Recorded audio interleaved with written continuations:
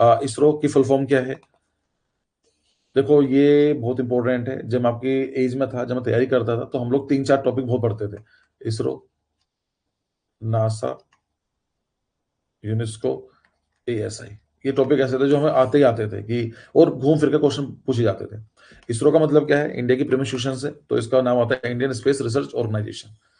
मैंने इसके सही आंसर नहीं डाले हैं। आप कहोगे तो मैं सही आंसर दे दूंगा, लेकिन आपको मैं चाहता हूँ कि आप खुद ट्राई करो। सो ये एमसीक्यू फॉर्मेट में है, सो दैट कि आप खुद ट्राई कर पाओगे। So it is Indian Space Research Organisation. इसका हेडक्वार्टर कहाँ पर मिलेगा आपको? बेंगलोर में। मैं क्यों बता रहा हूँ कि ज्यादातर हेडक्वार्टर जो आपको दिल्ली मिलते हैं, बट जो यहाँ इसका हेडक्वार्टर बेंगलोर में। नासिक फ्लो में करें तो it is national aeronautical and Space administration. जैसे इंडिया का इसरो है, ऐसे ही अमेरिका की नासा है।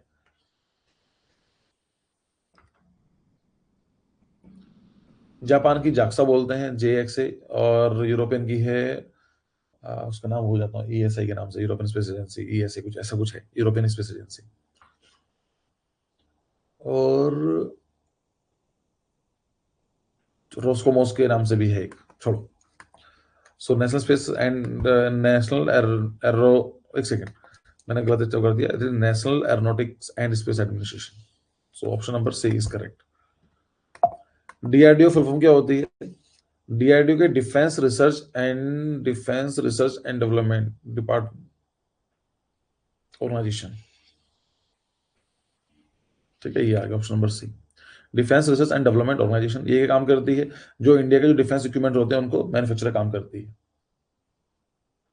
कुछ सब्जेक्ट्स ऐसे होते हैं, देखो, जब इंडिया, लाइक आप जानते हैं कि ईस्ट इंडिया कंपनी ने रूल किया हमारे ऊपर, तो 1947 में जब हमारा देश आजाद हुआ, तो कहीं ना कहीं ये चीज थी कि जो इंडिया का माइंड सेट था उस टाइम के जो लीडर्स थे, दे डोंट बिलीव कि ये कंपनीज आती हैं, कंपनी ऐसा कुछ करती हैं। तो इसको कंट्रोल करने के लिए क्या गया कि सब्जेक्ट जो थे रिजर्व करे गए थे, कि आप कौन कौन सी कंपनीज हैं, कौन कौन से, लाइक कौन कौन सेक्टर में कंपनीज आ सकती हैं। उस टाइम पीरियड में आई थिंक 12 सेक्टर ऐसे थे जहां पर प्राइवेट कंपनीज काम नहीं कर सकती, गवर्नमेंट ही काम कर सकती है। आज की बात करें, आज सिर्फ 2 या 3 कंपनीज ऐसी हैं जो रिजर्व्ड हैं फॉर द गवर्नमेंट इंस्टीट्यूशंस। जैसे न्यूक्लियर साइंस है, ऐसे ही डिफेंस इक्विपमेंट है, रेलवेज है,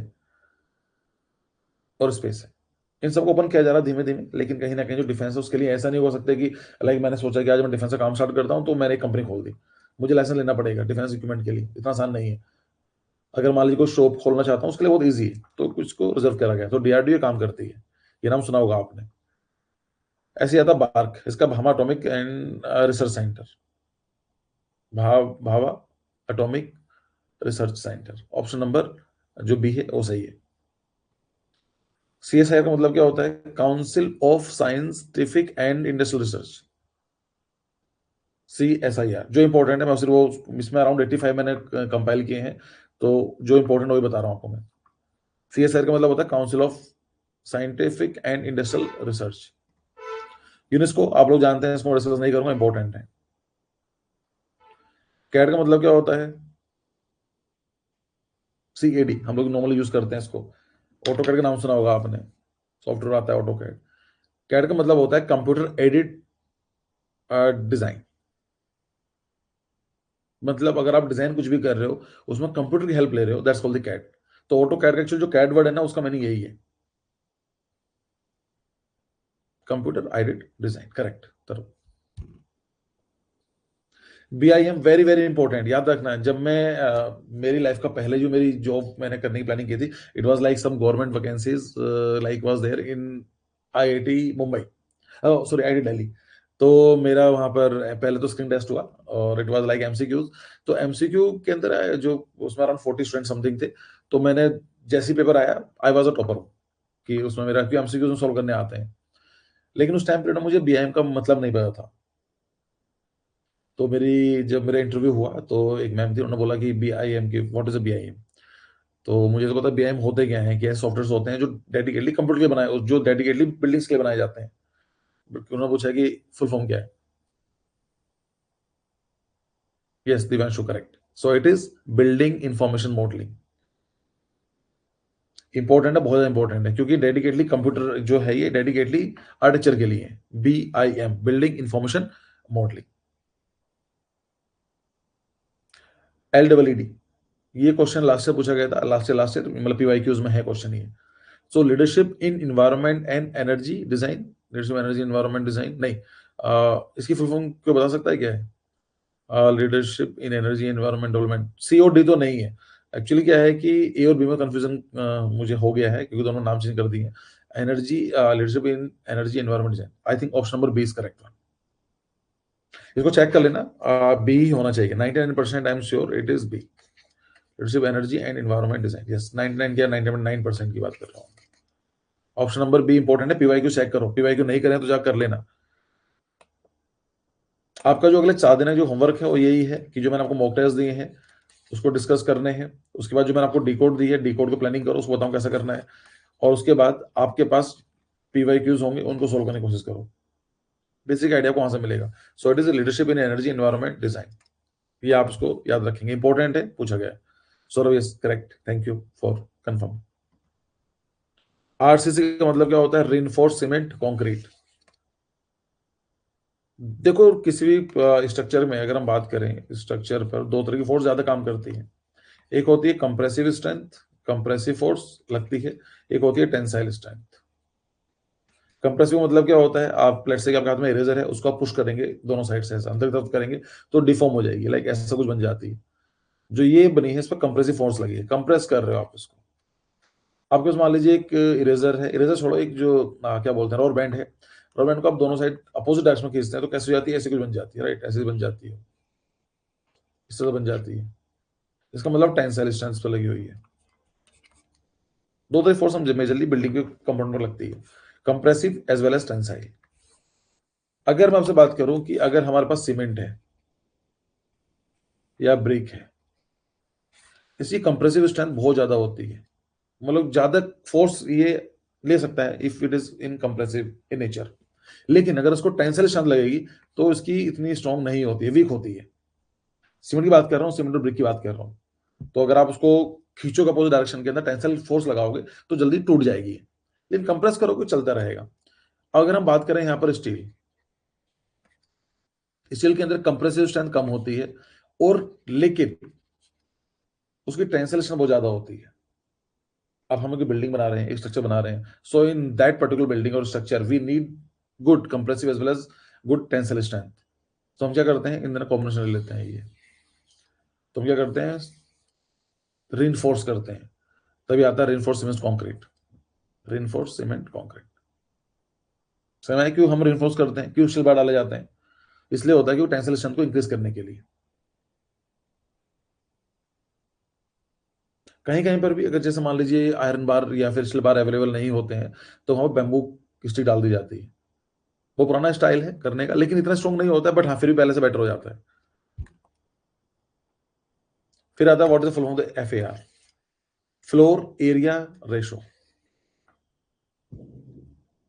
एफ ए आर क्या होता है? ये आपका option number C, floor area range नहीं बेटा, सौरभ फ्लोर एरिया रेशो होता है भाई, एफ ए आर।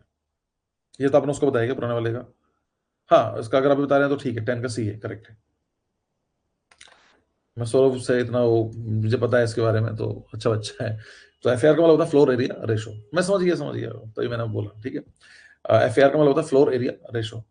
ये डिसाइड किया जाता है आपकी एनबीसी के थ्रू, मतलब जो कंट्री जो प्लानिंग बोर्ड होता है वो डिसाइड करता है, आप नहीं करते हो। एफ ए आर फॉर्मूला क्या होता है? F A R is equal to total floor upon plot size, plot area is equal to F A R. Simple calculation ये बोलती है एफ ए आर क्या है, किसी भी पर्टिकुलर एरिया को उस पर लिमिट प्रोवाइड करने का काम करता है। सिंपल है, अगर आपका एक प्लॉट है, let's say it is of 100 metre square,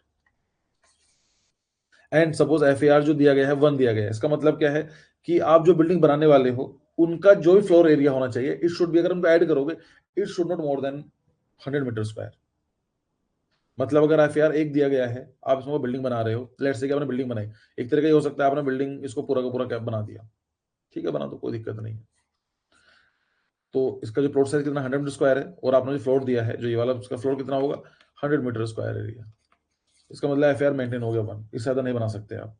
एक तरीका ये हो सकता है कि अगर आपको 2 स्टोर बिल्डिंग में जाना है तो क्या कर सकते हैं आप, तो ठीक है आपने लेट से 50 को कवर कर दिया, तो अब 50 आपने कवर करा है, इसका मतलब क्या हो गया है, 50 इस वाले का फ्लोर एरिया आ गया, 50 इसका आ गया, इसका मतलब 100 रुपये ऐड करेंगे तो 100 हो गया। तो ये लिमिट प्रोवाइड करती है कि आपका जो बिल्डिंग का साइज क्या रहने वाला है। नॉर्मली एफ 2-3 तक होता है, और ये एक रीजन दिया जाता है कि इंडिया के अंदर स्काईस्क्रेपर्स नहीं होते। सिंगापुर के 25 एफ है। जो डेवलपर्स होते हैं और जो बिल्डर्स होते हैं, दे डोंट लाइक एफ क्योंकि एफ लिमिट कर रहा है उनको। तो सबसे पहली बात है, एफ अगर 4 भी है, 4 का मतलब क्या है कि आपका जो प्लॉट साइज लेट से 1000 स्क्वायर मीटर का है, तो आप कितना बड़ी बिल्डिंग बना सकते हो, उनका जो बिल्डिंग बनेगी, उन जितने फ्लोर्स होंगे उनका सम 4000 से ज्यादा हो ही नहीं सकता है। उनको तो लगेगा ना यार, मेरे लैंड की रेट वही है, कंस्ट्रक्शन कॉस्ट कितनी आने वाली, कुछ नहीं आने वाली है। बट अगर मैं 6 फ्लोर की जगह अगर 8 फ्लोर बनाता हूँ, तो मेरी कॉस्टिंग कम है लेकिन मेरा बेनिफिट ज्यादा मिलेगा। So this the reason. But again ये सिक्योरिटी प्रोवाइड करती है, हजार चीजें होती हैं, नहीं तो लोग उल्टी बिल्डिंग बना देंगे, उनको रोकते हैं। एफ फ्लोर एरिया रेशो, इसे मिलता जुलता होता है एफ ये भी सेम कॉन्सेप्ट है, पर इसकी फुल फॉर्म क्या है, floor space index. Full form is floor space index. Industrial को यूज किया जाता है। अगर आप किससे बात करोगे तो बताएगा सेम ही चीज होती है, एफ एफ सर अगर सेम चीज होती तो नाम अलग अलग क्यों होते, कुछ डिफरेंस तो रहा होगा।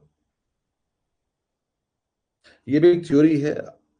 ये बोला जाता है कि लैंग्वेज, कोई भी लैंग्वेज ले लीजिए, उसमें दो डिफरेंट वर्ड्स होते हैं। हम लोग पता सिनोनिम्स पढ़ते हैं, पर्यायवाची पढ़ते हैं, वो एक्चुअली कॉन्सेप्ट ही गलत है। किसी भी लैंग्वेज में दो वर्ड का एग्जैक्ट सेम मीनिंग नहीं हो सकता है। किसी ना किसी कंटेक्स्ट के अंदर एक चाहे 0.0001% वो डिफरेंट हो जाएगी। सो तो बात कर रहे हैं एफ के एफ की, दोनों डिफरेंस है। ये क्या होता है, फ्लोर स्पेस इंडेक्स है। देखो एफ की बात करें या फिर एफ की बात करें, जो कॉन्सेप्ट है वो बिल्कुल सेम है, कोई दिक्कत नहीं है। यस, ये रेशो होता है। रेशो का मतलब क्या रहेगा, 1:4 रहेगा, जिसे बोलते हैं 4 FAR है या 3 है या 2 है, जो कुछ भी होता है वो बोल देते हैं। ये क्या होता है, इंडेक्स होता है, कुछ नहीं होता है, इसको 100 से मल्टीप्लाई कर लिया जाता है। मतलब अगर बोलो कि FAR किसी का 4 है, तो FSI कितना होगा, उसका 400 होगा। पर कॉन्सेप्ट वही रहता है, तो लोग जो है उसको इंटरचेंजली यूज करते हैं। इतना सा फर्क है सिर्फ। ठीक है, चलो ज्यादा इसको मैं एक्सप्लेन नहीं करता हूँ, बाकी सी चीजें रह जाएंगी। HVAC इंपॉर्टेंट हो सकता है आपके एग्जाम के लिए। इसका मतलब होता है heating, ventilation and air conditioning. HVAC, heating, ventilation and air conditioning. अगर आप फ्लोर प्लान देखें किसी के भी, तो जहां पर बड़ी बड़ी बिल्डिंग होगी, जहां पर सेंट्रलाइज कूलिंग सिस्टम रखा जाता है, तो वो लिखते नहीं है इसको सेंट्रलाइज कूलिंग, और लिखते हैं HVAC। किसी भी एरिया को कंफर्टेबल बनाने के लिए आपको 3 चीज चाहिए होती है। हीटिंग चाहिए होती है कि भाई टाइम हीटिंग कितनी है उसकी। ऐसा हो सकता है ना कि टेम्परेचर लेट से कि अभी समर आने वाले हैं, तो बाहर टेम्परेचर 40 डिग्री सेंटीग्रेड है, बट यू नीड हीटिंग। अच्छा ओके, मैंने गलत कर दिया, हाँ option number C is correct, sorry. मतलब थोड़ा सा है ना बनाए हैं, तो इस मान भी correct, Manasvi, thank you. So it is, मतलब कॉन्सेप्ट वही था, मैंने हीट गलत पढ़ लिया, heating, ventilation and air conditioning. तो किसी भी एरिया को कंफर्टेबल बनाने के लिए we need 3 things. Temperature, heating का मदद की जाती है। अभी समर है, इसका मतलब हीटिंग वाला अपोजिट भी है। अभी समर्स आने वाले हैं, तो बाहर टेम्परेचर 50 डिग्री सेंटीग्रेड होगा, but you need 21 degree centigrade, 25 degree centigrade. So उसको हम लोग बोलेंगे हीटिंग का। दूसरा वेंटिलेशन एंड एयर कंडीशनिंग। ठीक है, तो किसी भी एरिया को बनाने के लिए 3 चीज चाहिए होती है, दैट्स कॉल्ड HVAC, इसको और यूज किया जाता है HVAC, heating, ventilation and air conditioning. CPWD नाम सुना होगा, इसका मतलब central public work department. PWD का नाम सुना होगा कि मेरे फादर जी PWD में काम करते हैं, या उनका PWD के पास जा रहा हूँ, उसका मतलब होता है public work department. Public work department ये बनाया था डलहौजी था ना, नहीं नहीं डलहौजी नहीं था यार, आई थिंक डलहौजी था। 1856 में। यस, एक बार किसी जीके में क्वेश्चन पूछा गया था कि who led the foundation of the PWD department, so it was the lord Dalhousie in 1855 1856। Dalhousie तो पढ़ोगे ना, उसने बहुत सारे काम किए थे, like telegram, railway line, train, public work department उसने इंट्रोड्यूस किए थे इंडिया में। अच्छा पर्सन था। सो पब्लिक वर्क डिपार्टमेंट, तो हम PWD बोल देते हैं, वो पब्लिक वर्क डिपार्टमेंट। एक होता है CPWD, तो उसमें सेंट्रल यूज हो जाता है। ये क्वेश्चन आने वाला, अगला क्वेश्चन है पीडब्ल्यूडी के ऊपर ही, मतलब सिंपल है, पीडब्ल्यूडी पब्लिक वर्क डिपार्टमेंट और सीपीडब्ल्यूडी मतलब central public work department. COA ये तो बहुत सिंपल है, council of architecture.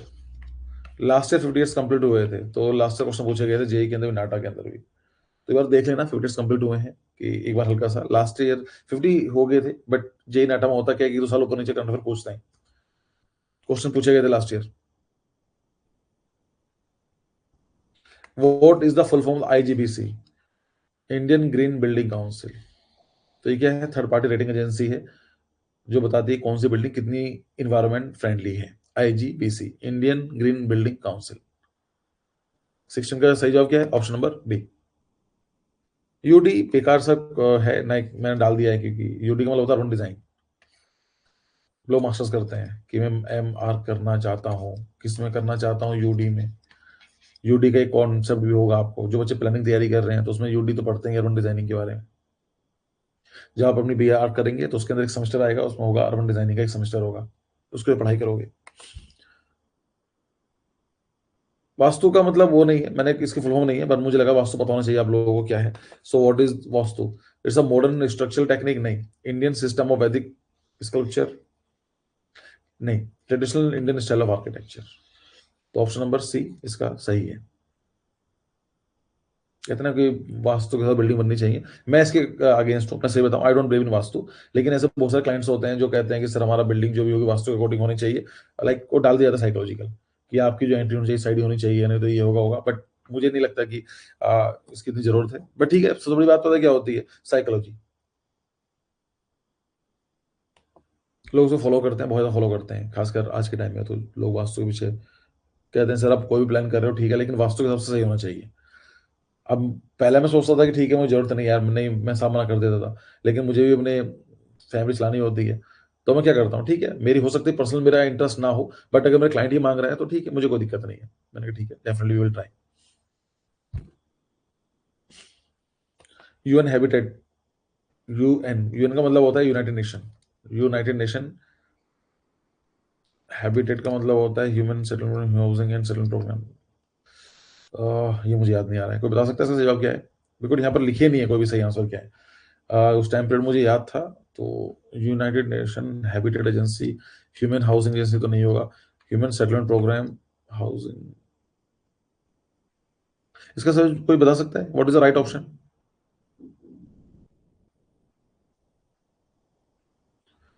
Habitat agency भी नहीं है, मोस्ट ऑफली ऑप्शन नंबर सी होना चाहिए। नहीं, सी होना चाहिए ना, यही है। चलो सौरभ सिंह सी, तो मेरा सी सही है, मुझे भी सी ही लग रहा था। लेकिन उस टाइम मुझे याद था। यस, स्वाति सिंह करेक्ट है, थैंक यू।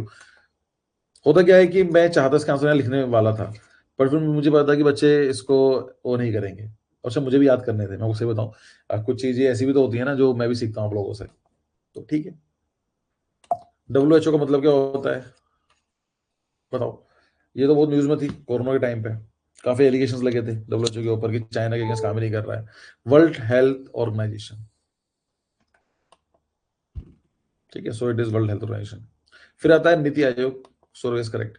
नीति आयोग का मतलब क्या होता है? National institution for transformation of India. नहीं, national institution of for transforming India.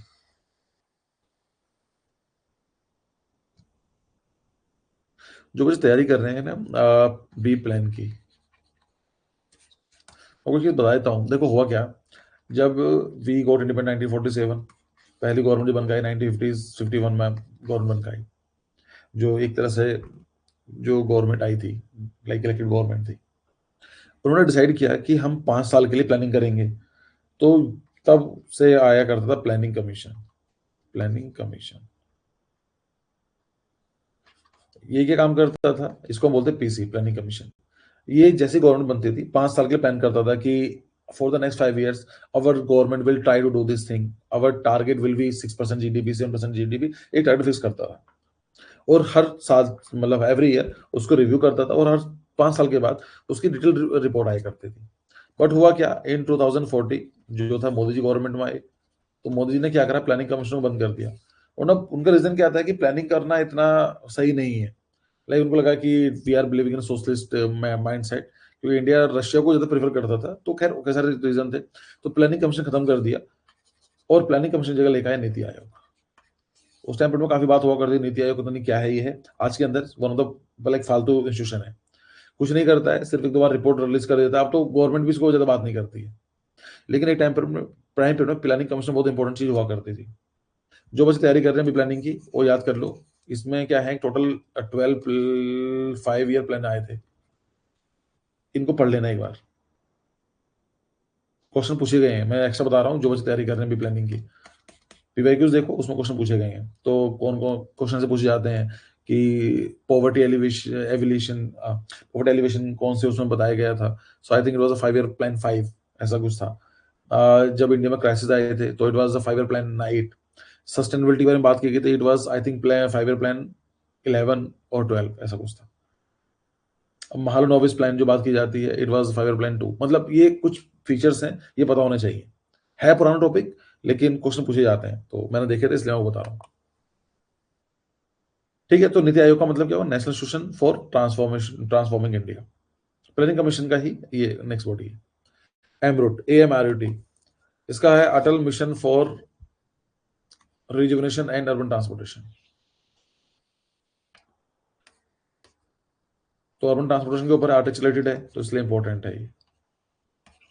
Urban development की ओर बात की जा रही है, तो Atal mission for rejuvenation and urban transformation.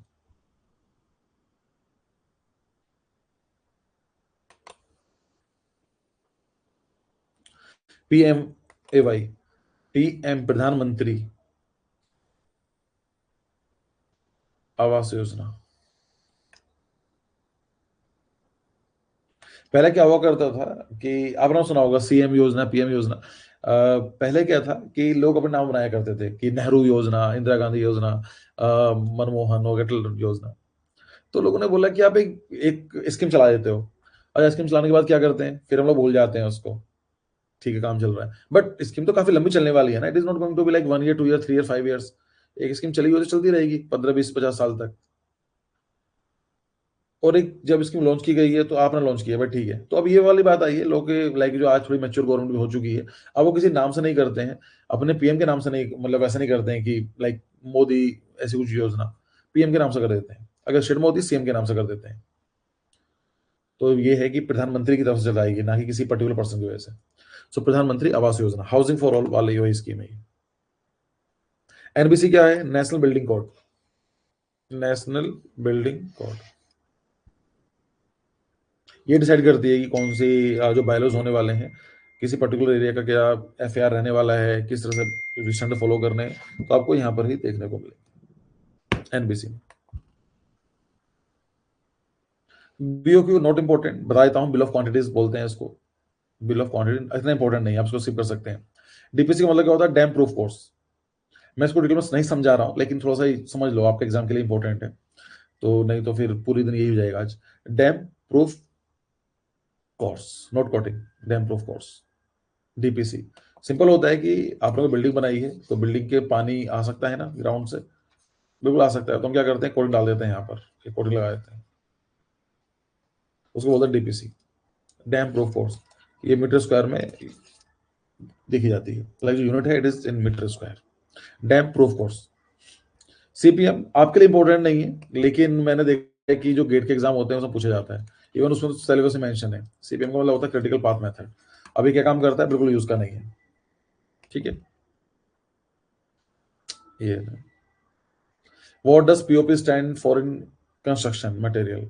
POP का मतलब होता है, सुना होगा आपने, POP लगाते हैं अगर आप वॉल पुट्टी करते हैं। वॉल पुट्टी अलग चीज है, लेकिन अगर आपको मान लीजिए कुछ डिजाइन बनाना है अपने वॉल पर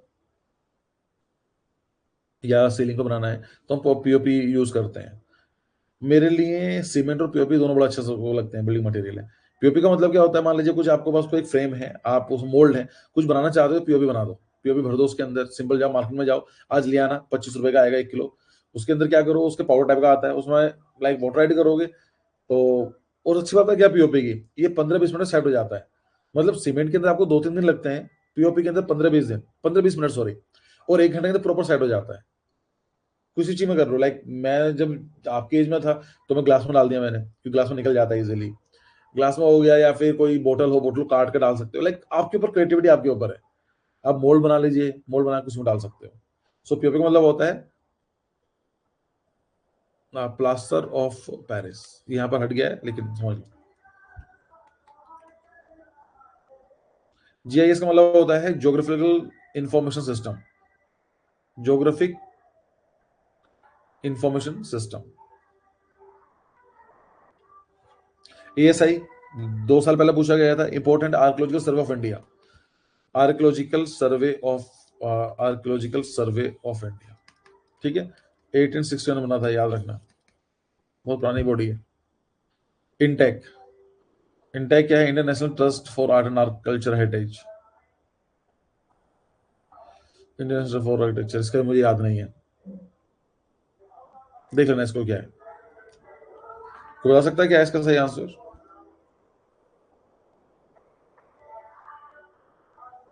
it is Indian national trust for art and culture heritage, ठीक है। Option number 20 correct option. RERA क्या है? रियल एस्टेट रेगुलेशन एजेंसी, या फिर अथॉरिटी, आई थिंक अथॉरिटी होना चाहिए। Real estate regulation regulatory agency, authority. RERA काम क्या करता है? ये एक ऐसी बॉडी है, जैसे आपने देखो सेबी का नाम सुना है, जो शेयर मार्केट में पैसे लगाते हैं, इन्वेस्टमेंट करते हैं, तो सेबी उनको रेगुलेट करता है। जो इंश्योरेंस में लगाते हैं, रेडा करता है। ऐसे ही जो रियल एस्टेट में काम करती है, एससी इज करेक्ट अभिजीत। सो जो जो है रेरा का काम करती है, ये रियल एस्टेट की जो भी इश्यूज होते हैं उनको डील करती है, उनको लाइक अवेयरनेस क्रिएट करना होता है। अब ऐसा हो सकता है ना कि, थोड़ा वेट करो यार, पीछे बैकग्राउंड म्यूजिक चलेगा।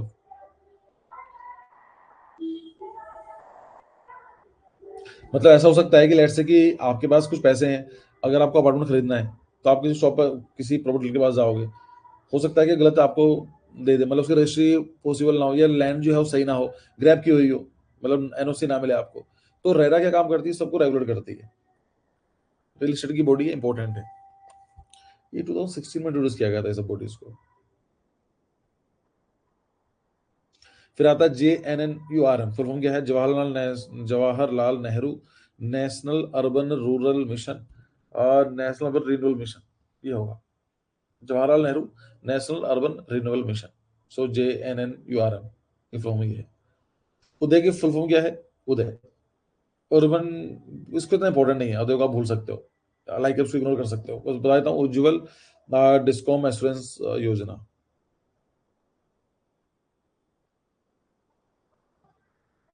उज्ज्वल है अर्बन इंश्योरेंस योजना है ये क्या काम करती है? ये स्कीम क्या काम करती है? देखो होता क्या है कि जितने भी आपके यहाँ बिजली आती है ना, इलेक्ट्रिसिटी आती है, तो किसी ना किसी उसके आती है, डिस्कॉम की आती है। तो ये देखा गया था कि बहुत सारे डिस्कॉम ऐसे थे जो लॉस मेकिंग में काम कर रहे थे, तो उनको एक इंश्योरेंस देने के लिए कुछ ऐसा बनाया गया था। एनयूएलएम बोल सकते हो। हृदय ये पूछा गया था जेई पेपर 2 के अंदर की बात कर रहा हूँ, हृदय, तो याद कर लीजिए, it is head city development and augmentation योजना। So this is head city development and augmentation योजना। गृहा, गृह क्या है? Green rating for Indian habitat assessment, green rating for integrated habitat assessment, yes, option number 20 correct. ये भी third party assessment है, जो किसी भी बिल्डिंग को रेट करती है कि 2 स्टार है, 3 स्टार, 4 स्टार है, कि बिल्डिंग कितनी इन्वायरमेंट फ्रेंडली है, कितनी सस्टेनेबल है, जो करती है गृह। गृह का मतलब, गृह जो होता है ना, गृह, ये संस्कृत वर्ड है, गृह मतलब हाउस। EIA, EIA क्या है? ये इसको 2 साल पहले 10 years कंप्लीट हुए थे EIA को। 2012 में आई थिंक इंट्रोड्यूस की थी। देखो EIA का मतलब क्या होता है, कोई बता सकता है? What is the meaning of EIA? देखते हैं, बिना नेट पर चेक करें।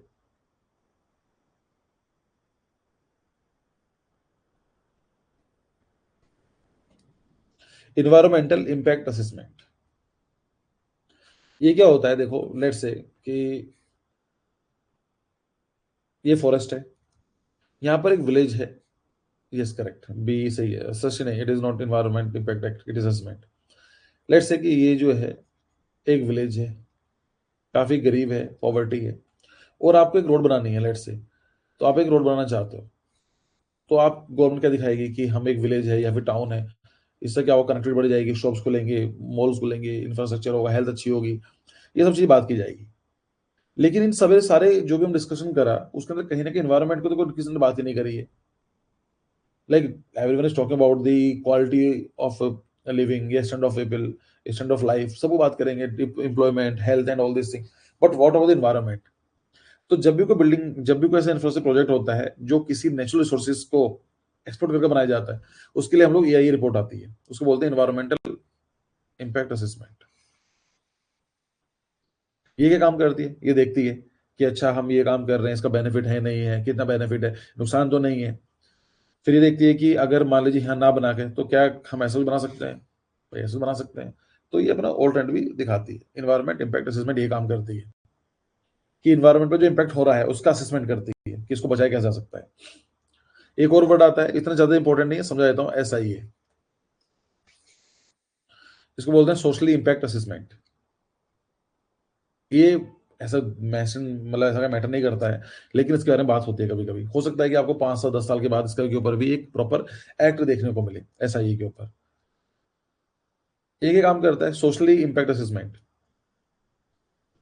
अब मान लीजिए आपने एक विल्ली, एक टाउन है, एक सिटी है, और आपको यहाँ से लेकर एक रोड बनानी है, लेकिन यहाँ पर तो कुछ छोटे गांव रहते हैं, सेटलमेंट्स रहती हैं। जब रोड बनाने वाले हो तो एनवायरमेंट को तो हमने देख लिया, but what about the people are living here?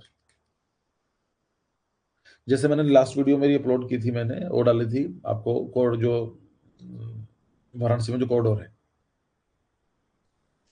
तो अगर ये उस टाइम प्रोजेक्ट इंप्लीमेंट होता है तो इनको हम डिस्कस किया जाता है कि जो आप इस कॉरिडोर बना रहे हो, इसको आप यहाँ से लोग हटाने वाले हो, लाइक उनको डिस्प्लेस करोगे, उसके ऊपर क्या इंपैक्ट डलेगा, उसको बोलते हैं सोशल इंपैक्ट असेसमेंट। ये कहीं मेंशन नहीं है, लेकिन इसमें बात की जाती है, इसके ऊपर प्रॉपर एक्ट है। यही है। एसईजेड क्या होता है? Special economic zone. ये क्वेश्चन पूछा गया था बी प्लान में, कि उसी फिल्म में पूछा गया था।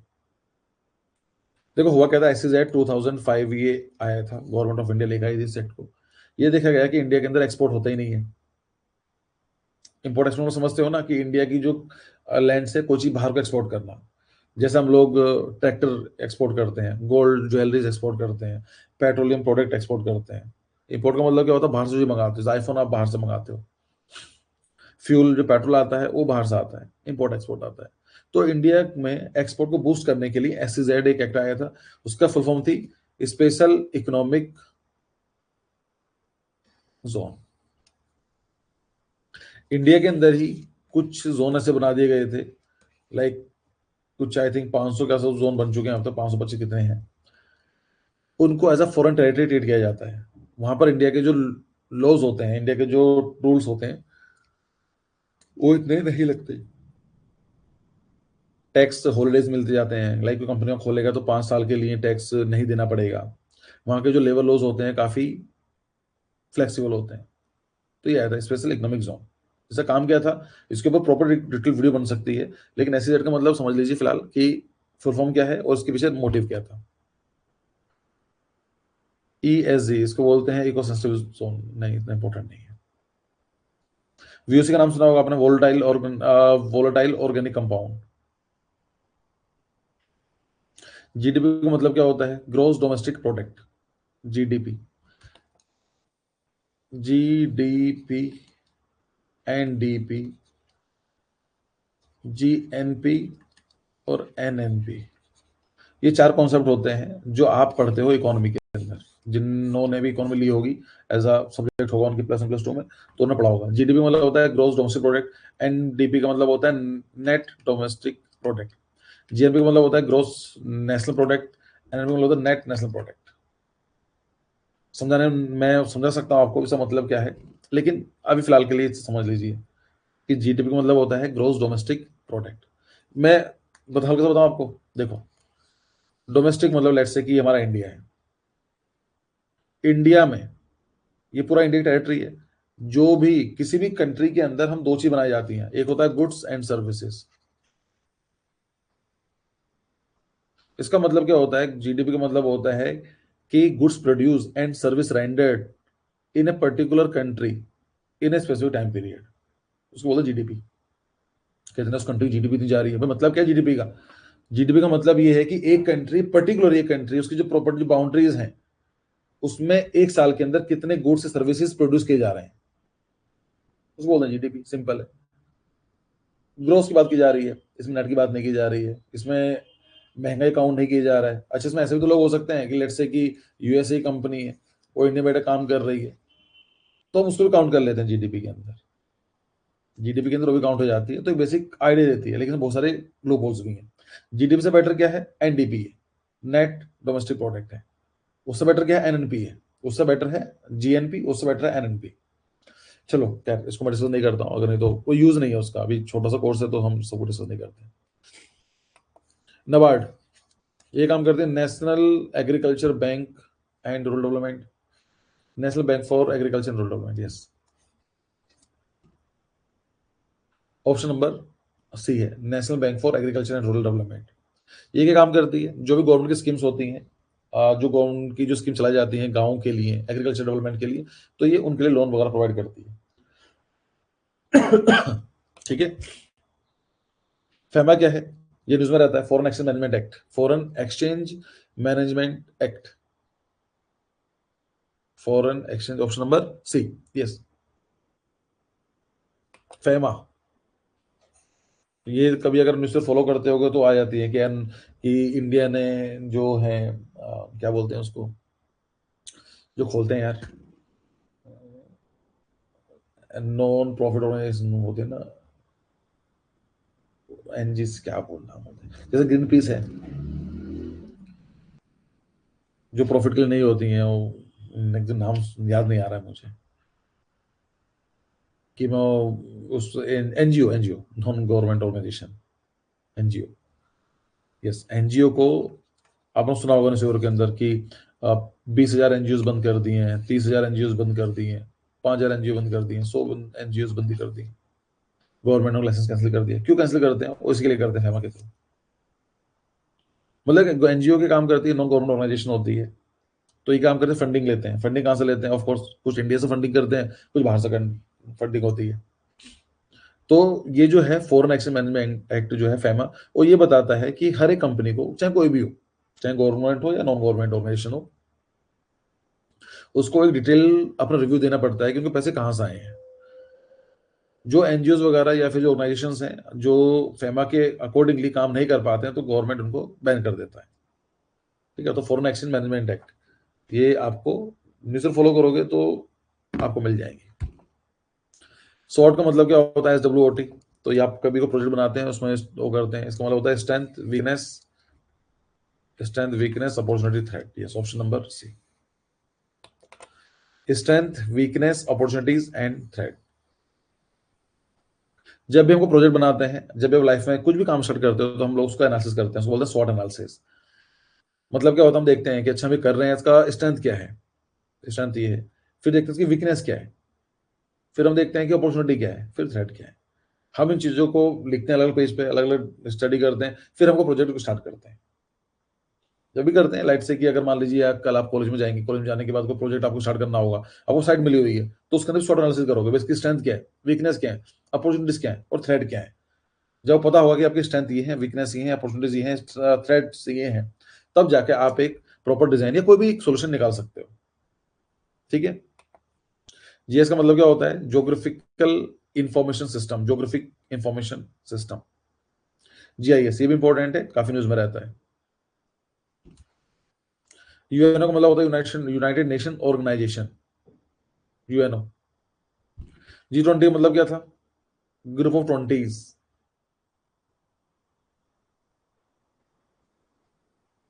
ठीक है, G20 मतलब ग्रुप 20, इतना ही है। इकोनॉमी के बारे में सुना नहीं मैंने इसके बारे में। सीओपी का मतलब क्या होता है? Conference of parties. ये सुना COP29, COP29, COP30 की अभी रिसेंटली हुई है, तो ये है COP का मतलब होता है कॉन्फ्रेंस ऑफ पार्टीज। फिर उसको फिर से रिपीट हो गया, मैं फिर यूनिसेफ, जो यूनाइटेड नेशंस की ऑर्गेनाइजेशन, उनका अगर हम बात कर रहे हैं, that is UNICEF, United Nation International Children and, उसका क्या है? Option number C is right option, United Nations International Children's Emergency Fund. So UNICEF वो भी याद कर लीजिए, United Nations International Children's Emergency Fund. तो बच्चों के लिए फंड प्रोवाइड करता है किसी भी एरिया के अंदर जहां पर लगता है कि बच्चों के साथ गलत हो रहा है, लाइक लेबर चल रहा है या फिर उनकी सिक्योरिटी है, कोई भी चीज हो सकती है, न्यूट्रिशन की दिक्कत हो सकती है, कोई भी चीज हो सकती है, तो उसके फंड प्रोवाइड करता है। डब्ल्यूएचओ बता चुका हूँ, डब्ल्यूटीओ होता है वर्ल्ड ट्रेड ऑर्गेनाइजेशन, ये भी न्यूज में रहता है हमेशा। इंडिया पर काफी एलिगेशन लगते हैं। डब्ल्यूटीओ के अंदर मतलब क्या है कि जो इंडिया के अंदर लेट्स से कि जो पोल्ट्री लाइक जो मीट होता है या फिर जो जो कैटल मीट है उसको बाहर एक्सपोर्ट करती है इंडिया, तो उसमें काफी प्रॉब्लम आती है। तो ये बात करती है कि आपका जो प्रोडक्ट है वो इतना सही नहीं, हाइजीन नहीं है। दूसरा प्रॉब्लम आती है सब्सिडीज देने के लिए। डब्ल्यूटीओ के अंदर ये लिखा हुआ है, मतलब उसके अंदर ये चीज है कि अगर कोई डेवलप्ड कंट्री है तो 10% ही अपनी, मतलब उसका टोटल जो आउटपुट है 10% ही सब्सिडी दे सकता है। इंडिया में ये वाली बात की जाती है कि इंडिया के जो फार्मर्स हैं उनको बहुत ज़्यादा सब्सिडी मिलती है, लाइक फर्टिलाइजर है, इलेक्ट्रिसिटी में मिलती है, तो इसलिए बाहर की जो कंट्रीज हैं वो सपोर्ट नहीं करती हैं। तो ये कहते हैं इंडिया बहुत ज़्यादा सब्सिडी देता है, उससे क्या होता है कि हम लोग कॉम्पिटिटिव नहीं रहते हैं, तो ऐसा कुछ है। बट इंडिया अपनी प्रॉब्लम बताता है कि भाई मेरी कंट्री के अंदर 60% पॉपुलेशन विलेज विल है, रूरल पॉपुलेशन है, एग्रीकल्चर डोमिनेटिंग पॉपुलेशन है, डिपेंडिंग पॉपुलेशन है। सो उस केस के लिए मुझे करना पड़ेगा। वो बहुत लंबी स्टोरीज है, मतलब बहुत ही डिफरेंट है, लेकिन बात ये चीज पता होना चाहिए आपको। पढ़ने का मतलब सिर्फ इतना फायदा है कि आपने एग्जाम दिया, खत्म खत्म हो गया। जब तक आप करंट के बारे में पता नहीं चलेगा, यू डोंट नो कि व्हाट इज एक्चुअली हैपनिंग, तब तक बेनिफिट नहीं है इन चीजों का। अभी नहीं आता कॉलेज के, मतलब जब कॉलेज में जाओ तो पढ़ लेना। IMF, international monetary fund, international monetary fund, option number A is correct. क्या मतलब है आईएमएफ का? देखो नाम सुना होगा डब्ल्यू का, वर्ल्ड बैंक और आईएमएफ। आईएमएफ एंड डब्ल्यू दोनों ही इंपॉर्टेंट ऑर्गेनाइजेशन है। अगर आप कंपेयर करना चाहते हो दोनों, काम क्या होता है, पैसे ऑफर करना ही होता है, पैसे ही ऑफर करते हैं। तो वर्ल्ड बैंक और आईएमएफ डिफरेंस क्या है? आईएमएफ को मान लीजिए क्रेडिट कार्ड, या मान लीजिए प्राइवेट बैंक, या क्या बोलते हैं उसको जो पैसे देता है, साहूकार बोलते हैं हिंदी में, साहूकार। नहीं, प्राइवेट नहीं है, मैं बता रहा हूँ कि आपको दोनों डिफरेंस बताने के लिए। ऐसा मान लीजिए, माई वर्ड वाज कि ऐसा मान लीजिए it's like credit card, it's suppose like a private bank, या साहूकार समझ लीजिए। और वर्ल्ड बैंक क्या है? गवर्नमेंट इंस्टीट्यूशन, गवर्नमेंट बैंक, ऐसा समझ लीजिए। समझने के लिए है ये सब, रेडवुड है, बॉडीज है। मनी लेंडर या साहूकार, करेक्ट सिंचन। तो ये है मनी लेंडर। देखो जो आईएमएफ है वो पैसे देती है, उससे फर्क नहीं पड़ता है कि आपने की क्या प्रॉब्लम आ रही है। ये आपको इमरजेंसी पैसे दे देगी, कोई इमरजेंसी है पैसे दे देगी, बट जो उसका इंटरेस्ट होता है बहुत हाई होता है। जो टर्म्स ऑफ कंडीशंस होती हैं वो बहुत ज़्यादा डिफिकल्ट होती हैं।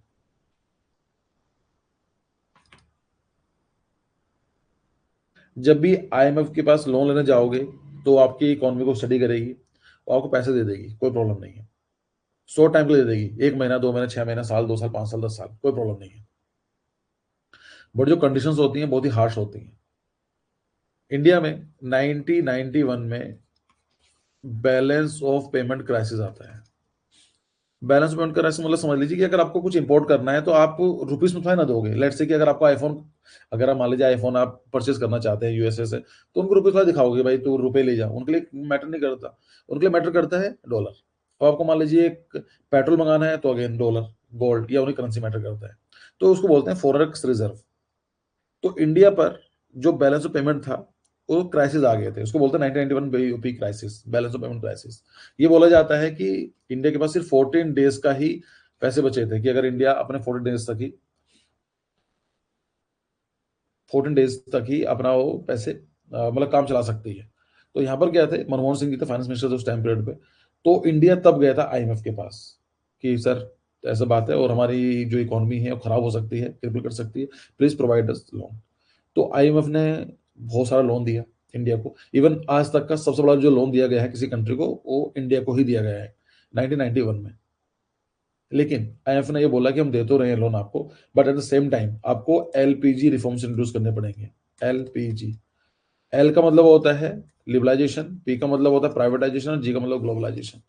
लिबरलाइज का मतलब क्या था कि जो आपने 8 सेक्टर रखे हुए हैं ना कि हम प्राइवेट कंपनी को अलाउड नहीं करेंगे, लिबरलाइज करो, प्राइवेट कंपनी को आने दो। पी का मतलब होता है प्राइवेटाइजेशन, सारे काम खुद नहीं करने हैं, प्राइवेट करो।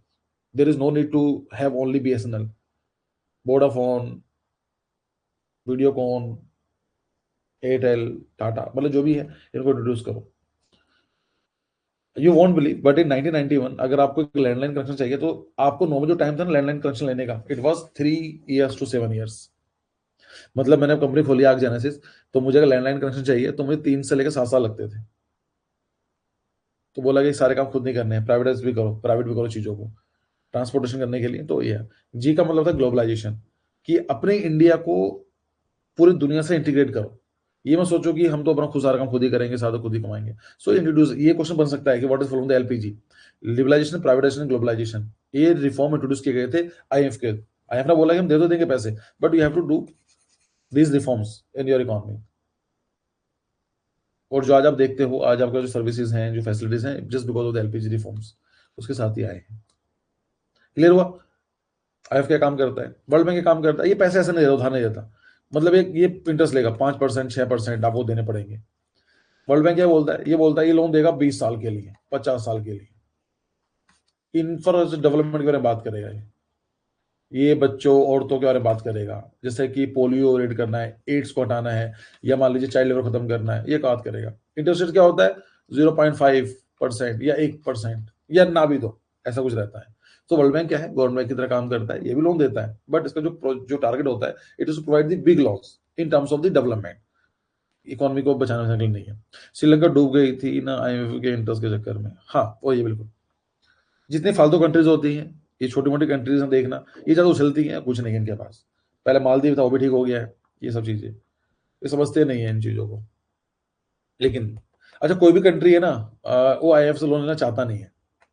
मतलब लेट्स से पाकिस्तान है, पाकिस्तान लेना पड़ता वाली बात अलग है, बट पाकिस्तान ट्राई करता है कि वहां से भीख मिल जाए कहीं से जाके, आईएमएफ से ना मिले। क्योंकि आईएमएफ क्या करेगा, वो कंडीशन लगाएगा। इसलिए आप देखा वो कतर पहुंच जाएंगे, सऊदी पहुंच जाएगा, यूएसए पहुंच जाएंगे कि सर थोड़ा लोन दे दो, उधार दे दो। उन्हें पता है वो कंट्री दे देगा तो काम चल जाएगा। लेकिन आईएमएफ देगा तो भाई अच्छी खासी टर्म्स कंडीशन लेकर आएगा। चलो ठीक है। फिर आता है आईएलओ, इंटरनेशनल लेबर ऑर्गेनाइजेशन। तो जितने भी लोग काम करते हैं, लाइक लेबर का मतलब वो मत समझना है कि जो आप लेबर उस तरह की बात कर रहे हो। लेबर का मतलब मैं भी लेबर हूँ, आप भी लेबर बनने वाले हो। लेबर का मतलब जो लोग किसी भी इकोनॉमी के अंदर प्रोडक्शन काम करते हैं, दैट्स कॉल्ड द आईएलओ। इसमें भी कैसे होती हैं कि व्हाइट कलर जॉब होती हैं, ग्रीन कलर जॉब होती हैं, ब्लू कलर जॉब होती है, रेड कलर जॉब होती हैं, गोल्डन कलर कलर जॉब होती है।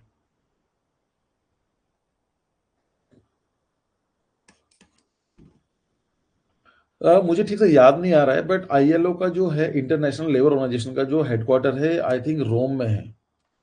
आई एम नॉट श्योर, मुझे थोड़ा सा याद नहीं आ रहा है, इसलिए मैं इसको मार्क कर रहा हूँ, वो देख लेना। नहीं भी याद रखो चलेगा, मैं बता दिया आपको। आईएलओ, इंटरनेशनल लेबर ऑर्गेनाइजेशन, ये काम करता है, ये काम करती है ऑर्गेनाइजेशन की दुनिया में जितने भी लोग काम कर रहे हैं उनको एक डिसेंट सी इन्वायरमेंट मिले, एक यूनियन वेजेस मिले, एक रेस्पेक्ट मिले। ठीक है। नहीं नहीं, आईएलओ का हेडक्वार्टर नहीं है रोम में, नहीं है। एफएओ का है, food and agriculture organisation. Food and agriculture organisation, इसका जो हेडक्वार्टर रोम में है। रोम क्या है, कैपिटल ऑफ इटली। किसका है रोम में? सर मसल कह रहे स्विट्जरलैंड में है। हाँ होगा, आईएलओ का, यस करेक्ट, जनेवा में, करेक्ट।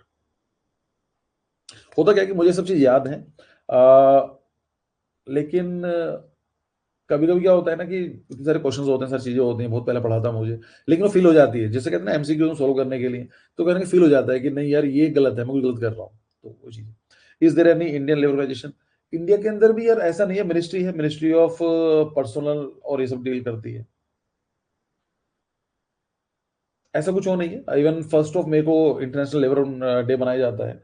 तो इंडिया के अंदर जो मिनिस्ट्री है, मंत्रालय है, वो काम करती है चीजों का। इंडिया के अंदर बहुत चीजें सही हो सकती है, बट वो है नहीं। मतलब वो एक ट्राइबल के लिए अलग से बना रखी है मिनिस्ट्री है। तो इंडिया में क्या ही है लेबर का यार। सबसे, मतलब जो मुझे लगता है एक्सपर्ट कौन होता है, लेबर लोग एक्सपर्ट होते हैं। लेबर मतलब मैं भी लेबर हूँ भाई, मुझे ऐसा समझना की हो है। तुम सोच कर देखो, आप जो, मैं बता हूँ टैक्स के बारे में क्या सिस्टम होता है इंडिया के अंदर, जो टैक्स की प्रॉब्लम कहाँ पर है। आपने लेट से कि 360 कोर्स परचेज किया है, ये आपको पता है कि 18% इसका जीएसटी चला जाएगा एज इट इज, 5% ऐप ले लेगी हमसे, और बाकी खर्चा भी मिलाकर 25% हमारा ये सीधे चला गया। तो 360 का 25% कितना हुआ? 90 रुपीज आपका टैक्स में चला गया। ठीक है, बचा 270। अब 270 के ऊपर भी अब मेरे पास आएंगे, तो इसके ऊपर मेरा 30% टैक्स कटेगा। 20% टैक्स, अगर 12 लाख से कम होता है तो ठीक है, ये टैक्स कटने वाला है अगर मेरे पास आता है ये। मतलब मान लो कि मैंने 12 लाख से ज्यादा पैसे कमा दिए एक साल के अंदर, मेरे ज्यादा पर्सनल इनकम में आ गया। खैर उसको हम लोग करते हैं, मतलब मैं ऐसा नहीं कह रहा हूँ कि वो गलत काम कर रहा होता हूँ। इसमें क्या होता है कि हम लोग ऐसे कंपनी के नाम पर डिवाइड, हमें सैलरी देनी होती है, तो वो हम बच जाता है। लेकिन सोच कर देखो, जो बड़ी कंपनीज है उनको 12%, 12 लाख से ऊपर आ गया, उसको वो भी टैक्स पे करना है। चलो ठीक है, ये भी टैक्स हो गया। अब अच्छा, ये जो 12 लाख रुपए के लेट से कि उसने टैक्स पे कर दिया, 15 लाख रुपए उसके पास आए तो उसने टैक्स पे कर दिया उसके ऊपर। अब 15 लाख खर्च भी तो करेगा वो। खर्च कहाँ करेगा? अगर वो मोबाइल फोन लेकर आता है 28% टैक्स उसको खबर देना पड़ेगा। टीवी लेकर आता है 28% है। वॉशिंग मशीन लेकर आता है तो 14% है। तो आप सोच के देखो, तो यहाँ पर भी टैक्स लग रहा है। तो अब देखो ना, यहाँ पे भी टैक्स लग रहा है, स्टार्टिंग में भी जो भी है यहाँ भी टैक्स लग रहा है, पर्सनल इनकम पे भी टैक्स लग रहा है, जब खर्चा कर रहे हो भी टैक्स लग रहा है। देखा जाए हम लोग सिर्फ 50% ही अपने पास रख पाते हैं, 50% ऑन एवरेज टैक्स में निकल जाता है। अब जो बड़ी बड़ी कंपनीज होती हैं वो अपने ऐसे हायर करते हैं एडवोकेट्स को, वो जानते हैं पैसे घुमाना, उसको बोलते हैं टैक्स अवॉइडेंस। दो वर्ड होते हैं, tax evasion and tax avoidance. Tax evasion is a legal term, illegal thing, and tax avoidance is a legal. मतलब मैं कुछ भी करके टैक्स बचा सकता हूँ। लेट्स से कि मैंने इन्वेस्टमेंट कर दी तो मेरा टैक्स अवॉइड हो गया। बट इवेजन का मतलब होता है कि मैंने गलत काम कर टैक्स को इवेट कर दिया। तो टैक्स इवेजन जो है वो क्राइम है, tax avoidance is not a crime. ठीक है, चलो। फिर आता है UNDP, United Nation Development Programme. UNDP, United Nation Development Programme, पहले ऑप्शन है, ये दोबारा से आ गया है। यूएनपी का मतलब होता है United Nation Environment Programme. IAEA, International Atomic Energy Agency, International Atomic Energy Agency, ये ऑप्शन नंबर बी। इतना इंपॉर्टेंट नहीं है, जो मैं ज्यादा डिस्कस नहीं कर रहा हूं उसका मतलब उसको इग्नोर कर सकते हो। नाटो, बहुत न्यूज में, इसको रट्टा मार लो। अभी ये ट्रम्प वो चाचा बोल रहे हैं कि हम तो नाटो से निकल जाएंगे। अभी उसने बोल दिया है कि मतलब इसमें क्या होता है कि नाटो क्या है, North Atlantic Treaty Organisation. North Atlantic Treaty Organisation, क्योंकि ट्रम्प के चक्कर में, अच्छा कल ही उसने टैरिफ लगाए हैं, तो देखा होगा आपने कि आज का शेयर मार्केट कैसे गिरने वाला है। आज मार्केट ही करीब 2%, 1.5% नीचे खुलेगा, जहां तक मुझे याद आ रहा है। तो आज तो अच्छा खासा सभी को बढ़िया लॉस होने वाला है। थोड़ा रिकवर किया है 23,136, चलो देखते हैं।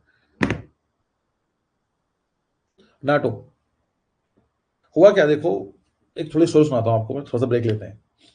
इंडिया आजाद होता 1947, ठीक है। लेकिन अगर आप टाइम पीरियड देखोगे 1945 टू 1960 का जो टाइम है, ये 15-20 साल जो रहे हैं, इस ए फेज को बोला जाता है एज ऑफ डीकोलाइजेशन, या period of, not age, period of decolonisation. इसका मतलब क्या है, इस पर्टिकुलर टाइम पीरियड के अंदर 15-20 साल के अंदर बहुत सारे कंट्रीज हैं इंडिपेंडेंट हुए, आजादी मिली उनको। चाहे अपने इंडिया की बात करो, पाकिस्तान की बात करो, भूटान की बात करो, नेपाल की बात करो। नेपाल वाले ऐसा नहीं थे, डायरेक्टली नहीं थे, बट थे। श्रीलंका की बात करो, चाइना की बात करो, म्यांमार की बात करो। ऐसे अफ्रीकन कंट्रीज बहुत सारे कंट्रीज थे जिनको 1945 से लेकर, मतलब 45 के यहाँ से वर्ल्ड वॉर टू की बात कर रहे हैं, वर्ल्ड वॉर टू के बाद से लेकर अगले 15-20 साल के अंदर आपको बहुत सारे कंट्रीज इंडिपेंडेंट होते दिखाई देंगे। अब होता क्या है कि जब कोई नए कंट्री इंडिपेंडेंट होता है, जब नया कंट्री बनता है, तो उस टाइम पीरियड में 90 वर्ल्ड वॉर टू के बाद, देखो पहले तो इंग्लैंड का जो रोल था खत्म हो गया था। इंग्लैंड, फ्रांस जो कॉलोनी पावर हुआ करते थे, जर्मनी, पोर्तुगल, डच, ये कंट्री सब खत्म हो चुके थे। वर्ल्ड वॉर टू के बाद मतलब खत्म था इनका, जो इन्फ्लुएंस था वर्ल्ड वॉर टू तक ही रहा है। वर्ल्ड वॉर टू के बाद क्या हुआ, यहाँ पर यहाँ पर सिर्फ राइज होता है यूएसए का। जो मेन कंट्री निकल का आया after the World War two, it was USA. और इसके अगेंस्ट था USSR, United Soviet Socialist Russia, United Socialist Soviet Russia. जो आज बात करते हैं रशिया नहीं, उस टाइम पर क्या था, यूएसएसआर का डिसइंटीग्रेट हो जाता है 1991 में जाके, ये टूट जाता है फिर से, और 15 कंट्रीज बनते हैं। लेकिन जो आज के टाइम के अंदर यूएसएसआर की लेगेसी है, रशिया संभाल रहा है। तो आपने देखा होगा रशिया और यूएसए के हमेशा रिलेशन अच्छे नहीं रहते हैं। तो जो यूएसए की जो फिलोसफी थी, it was capitalist in nature, और यूएसएसआर क्या था, ये बात करता सोशलिज्म के बारे में। अब दोनों का मतलब क्या है उसको मैं डिस्कस नहीं कर रहा हूँ, वो मतलब टॉपिक है, लेकिन तो समझाना चाहता हूँ कि इसके पीछे स्टोरी क्या है। ये दोनों कंट्रीज ट्राई करते थे कि कोई भी एक इंडिपेंडेंट कंट्री निकल के आया, उसको पैसे दिया करते थे, इन्फ्लुएंस क्या करते थे कि भाई तू हमारी साइड में आ जा। जैसा पाकिस्तान को दिया, पाकिस्तान यूएसए साइड में चला गया। ऐसे बहुत सारे कंट्रीज थे, क्योंकि चाहते हैं ना कि जो हमारी आइडियोलॉजी है उसको बाकी दुनिया माने। अगर बाकी दुनिया मानेगी तो उसका मतलब सेम पॉलिसी रहेंगी, सेम काम रहेगा, ट्रेड अच्छा रहेगा। सही बात है। जब इंडिया की बात आई, इंडिया 1947 में आया, इंडिपेंडेंट हुआ, तो इंडिया से बोला गया कि भाई आप आओ अमेरिकी साइड, कैपिटलिस्ट सोसाइटी को अडॉप्ट करो और आपको डेवलपमेंट देखने को मिलेगा। यूएसआर भी फोर्स कर रहा था इंडिया को कि इस तरफ आने के लिए। तो इंडिया ने चीज सोची कि यार अभी मैं एक इंडिपेंडेंट कंट्री हूं, I am just a starting phase of my development, national district बोलेंगे हम इसको। मैं अगर किसी का साइड ले लेता हूं, लेट्स से कि अमेरिका का साइड ले लिया, तो रशिया नाराज हो जाएगा, लाइक वो हमारी हेल्प नहीं कर पाएगा। तो इंडिया के अंदर आप नेहरू को बहुत सारी गाली देते हो, कोई दिक्कत नहीं है, लेकिन इंडिया के अंदर जो नेहरू थे उनकी एक अच्छी सोच ये रही, उन्होंने डिसाइड करा कि एक नया सिस्टम चलाया एनएएम के नाम से, नॉन अलाइनमेंट मूवमेंट। इंडिया ने बोला कि मैं नए पर फोकस करने वाला हूं, ना तो मैं यूएस सपोर्ट करूंगा। नॉन अलाइनमेंट मतलब नॉन अलाइनमेंट, एन का मतलब नॉन, अलाइनमेंट का मतलब अलाइनमेंट एंड मूवमेंट, कि मैं किसी कंट्री का लाइन नहीं होऊंगा। I will remain independent and according to my need and strategic requirement, I will come to relation with different countries. अगर मुझे लगेगा यूएसएसआर से हमें कुछ बात करनी है तो मैं उसके हिसाब से डिसाइड करूंगा। मैं क्यों बोलूं कि मैं सिर्फ यूएसएसआर की तरफ रहने वाला हूं।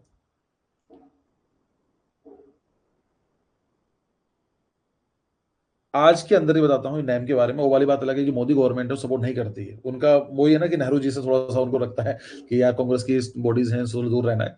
बट नैम के अंदर आफ्टर यूनाइटेड नेशंस के अंदर कितने कंट्रीज हैं, 197 कंट्रीज हैं। नैम के अंदर आई थिंक 123 कंट्रीज हैं। आफ्टर यूनाइटेड नेशंस नैम जो है आज सबसे बड़ी ऑर्गेनाइजेशन है।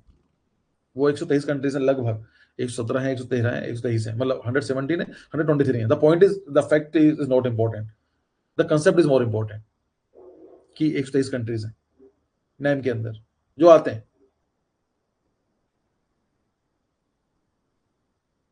तो अल्टीमेटली जब ये वाली बात चल रही थी तो यूएसए ने बोला कि अगर हमारे साइड आते हो तो हम आपको सपोर्ट करेंगे, काम करेंगे।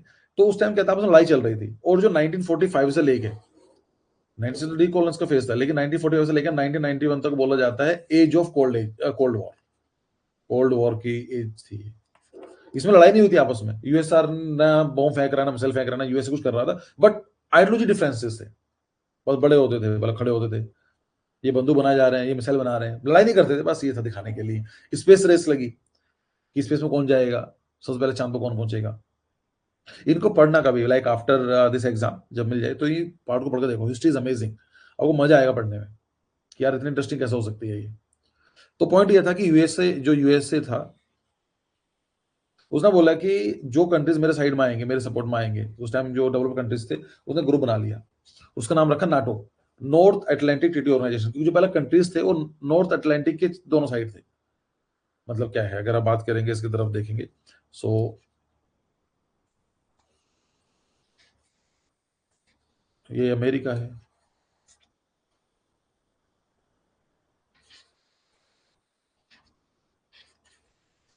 तो जो ये कंट्रीज थे, कनाडा, ये सब कंट्रीज, ये कंट्रीज है, ये कहते हैं ये पूरा अटलांटिक ओशियन है ये वाला, तो ये नॉर्थ अटलांटिक आ गया। इन्होंने ग्रुप बना लिया, इन्होंने बोला गया कि किसी भी कंट्री पर अटैक होगा उसका मतलब माना जाएगा कि बाकी कंट्रीज पर अटैक हो रहा है। मतलब ऐसा बना लें जैसे कि हम पूरा ग्रुप बना लेते हैं, 30 स्टूडेंट देख रहे हैं इसको, और हम ग्रुप बना लेते हैं कि किसने गलत करा तो हम भी ये करेंगे, किसने हमारे पर अटैक करा तो सारे कंट्रीज मिलकर अटैक करेंगे। तो नाटो में ये आया था।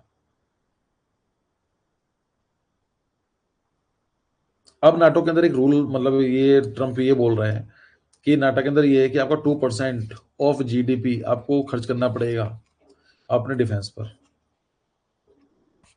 यूएसए करता है, लेकिन छोटे कंट्रीज और 2% खर्च ही नहीं कर पाते जीडीपी के। तो अब ट्रम्प ये बोल रहे हैं कि अगर आपने 2% से कम जीडीपी खर्च करोगे तो हम आपको निकाल देंगे नाटो से, या फिर हम खुद चले जाएंगे। ऐसा कोई बात चल रही है। पहले लोग कहते हैं अमेरिका पैसे खर्च करता, बाकी लोग मजे लेते थे कि करके दिखाया, हम अटैक करके दिखाओ।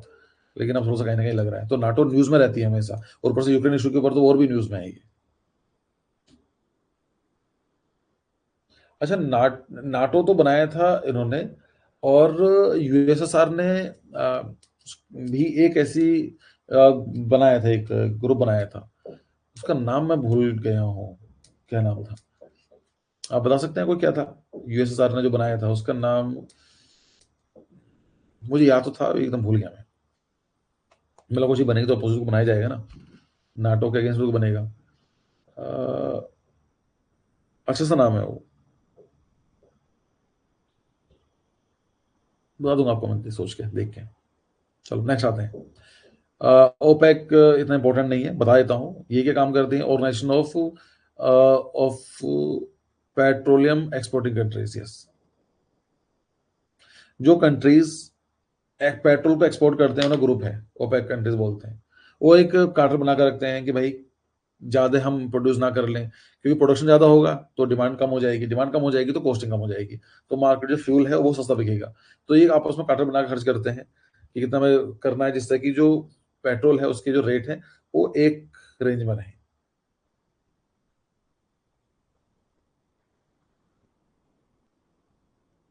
सार्क, SAARC इतना इंपॉर्टेंट आज के टाइम में नहीं है, क्योंकि मोदी गवर्नमेंट ने इसको हटा ही दिया है जब से उरी अटैक हुआ है।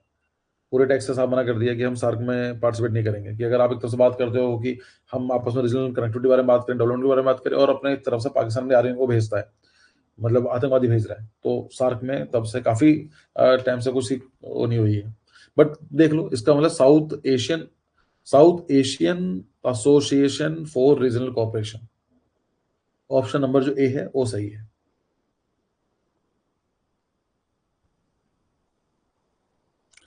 आसियान क्या है? ASEAN, it is not Asian, it is ASEAN, association of south east Asian nation.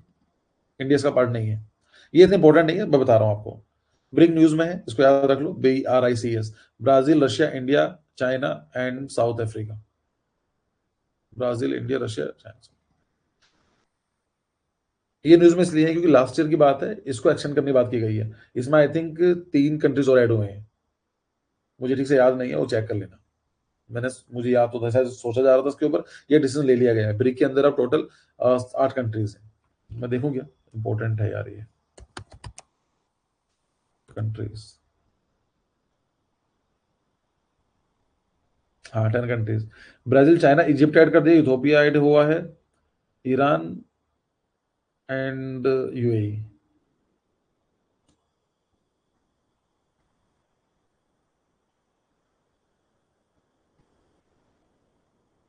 देखो ये रहा, ये करंट अफेयर में काउंट हो सकता है, आप लोगों को थोड़ा बताना चाहिए। इजिप्ट, ईरान, UAE और सऊदी अरेबिया एंड इथोपिया, ये सब भी ऐड हुए हैं।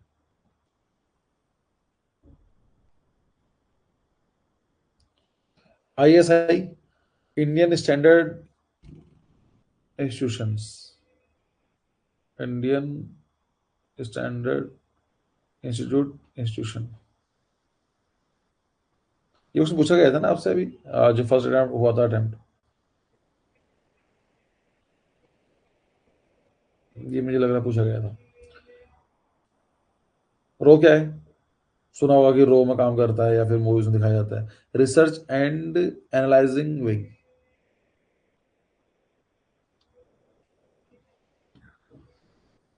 अब देखो, मुझे क्या होता है कि मुझे सब चीजें याद है। याद क्यों है? जब तक मुझे याद रहती है ना, पढ़ता हूँ मैं या फिर इंसान से पढ़ा रहा हूँ तो मुझे याद है। अब क्या करूँ यार, मुझे जितने भी आपको थोड़ा लग रहा होगा सर सारे कैसे याद होंगे, जितने मैंने बता दिया है, ट्राई करा है मैंने आपको कुछ एक्स्ट्रा बताने के लिए, सो दैट कि आपको मैं सिर्फ फैक्चुअल इन्फॉर्मेशन ना दूं। What does CBI stand for? Central bureau of investigation, central bureau of investigation. तो CBI ये है, central bureau of investigation. NITI Aayog बता दिया मैंने। CSIR का मतलब क्या होता है? Council of scientific national research. Scientific council of ये हो गया, इसरो अगेन रिपीट हो गया, डीआरडीओ फिर से रिपीट हो गया है, आईसीएमआर का मतलब है Indian council of medical research, Indian council for medical research. मैं न्यूज़पेपर पढ़ता हूँ इसलिए मुझे बस याद हो जाते हैं, तो जो इंपॉर्टेंट मैंने बता दिए तो आपको याद करने की जरूरत नहीं है। अब क्या करूं यार, पूछी जा रहे हैं तो करना पड़ेगा ना। सेबी का मतलब क्या होता है? सेबी आया था 1992 के अंदर, 1992। ये काम करती है, जो स्टॉक मार्केट होता है उसको रेगुलेट करती है, बहुत न्यूज में रहती है ये। अभी जो इनकी जो क्या बोलेंगे, उनको गवर्नर बोलेंगे, क्या बोलेंगे, जो चीफ थी इनकी, उनके ऊपर एलिगेशन लगे हुए थे कि उन्होंने करप्शन करा, ये काम करा है, और जैसे ही इन्होंने रिजाइन, मतलब रिजाइन किया, उनका जो 5 साल का जो कार्यकाल था खत्म हुआ, अगले दिन में केस चलना स्टार्ट हो गए। ये भी न्यूज में थी कुछ 2-3 महीने पहले। So securities and exchange board of India, ठीक है, सेबी, एसईबीआई। आरबीआई का मतलब क्या होता है? रिजर्व बैंक ऑफ इंडिया, ये तो आप जानते ही हैं, Reserve Bank of India. IRDI का मतलब होता है Insurance Regulatory and Development Authority of India, Insurance Regulatory and Development Authority of India, option number B. FSSAI, आपने कभी देखा होगा मोमोज खाते हैं तो उसमें लिखा था है कि इंडिया में हाइजीन है ही नहीं, ये नहीं है। एक्चुअली क्या होता है, एफएसएसआई काम होता है Food Safety and Food Standard and Safety Authority of India, option number B, 2002 में आया था ये,